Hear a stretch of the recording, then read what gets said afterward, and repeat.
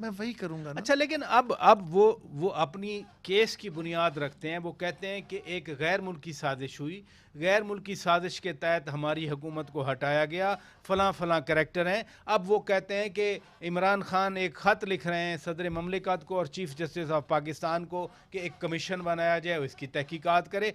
इसमें क्या हर्ज है? राजा साहब, पहली गुजारिश कि हमें कोई एतराज़ नहीं है। दूसरी, हाँ, एक ख़त लिखा पाकिस्तान के एम्बेसडर ने, उस पर बड़ी बातें हो चुकी, ठीक है, उसकी ठीक मैं है। तफसील में नहीं जाता। पाकिस्तान के ऊपर इमरान खान साहब पहले तो कोई 15 दिन खामोश रहे, फिर उनको याद आया कि एक साजिश हुई है, मेरे खिलाफ कोई ख़त आया था, उसको ख़त को निकालो, फलां ख़त जो साजिश थी। फिर उसको एक डांडे मिलाए गए कि अपोजिशन का उस ख़त के साथ, उस गुफ्तगू के साथ रिश्ता क्या है कि 7 को वो ख़त आया, 8 तारीख को अदम एतमाद आ गई।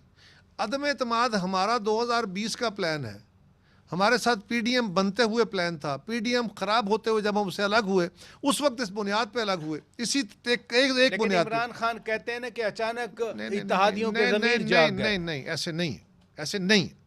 गुजारिश ये है प्राचा साहब, हम क्यों अलग हुए थे पीडीएम से?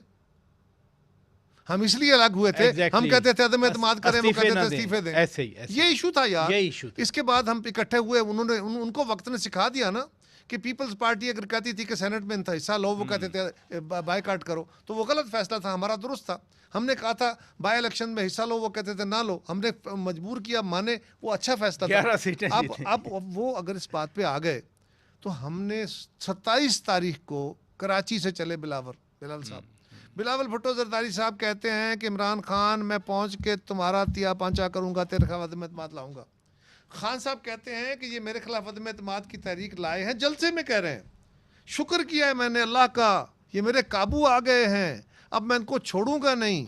ये सारी बातें करने के बाद जब वो अदम एतमाद की तहरीक आ गई, फिर कहा जी मेरे खिलाफ तो साजिश हो गई, फिर कहा पैसे लगे हैं, फिर उसके कंटेंट बदले। पहले कहा गया कि जी कहते हैं अगर इमरान खान के खिलाफ अदम एतमाद की तारीख फेल हो गई तो तल्लक ख़राब रहेंगे, अगर पास हो गई तो फिर तल्लक बेहतर हो जाएंगे। माफ कर फिर दिया ना जाएगा ना ना ना पाकिस्तान ना को। ना, याद करिए, आप रिसर्च कराइए, पहले जो बातें की गई अच्छा, पहले वो वाली। यही कहा गया कि जी वो तल्लक बेहतर हो जाएंगे, फिर हमारे तल्लक बेहतर हो जाएंगे।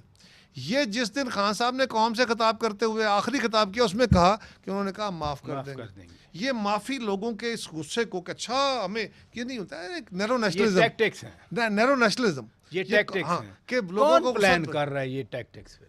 इमरान खान की सारी पॉलिटिक्स है ही नफरत, सारी पॉलिटिक्स है ही कोई तो सारी। पीछे स्ट्रेटजी बनाता होंगे होगा इनके ना। पीछे, इनके साथी होंगे, आजकल बड़ी फर्में हैं, बाहर की भी हैं, उन्होंने सुना बाहर की फर्में भी एंगेज की हुई हैं। अच्छा। इनका सोशल मीडिया जिस तरह करता है, वो मल्टीप्लायर फैक्टर के साथ काम करते हैं, खेलते हैं, सबकी गालियां मां बहनें करते हैं। अच्छा।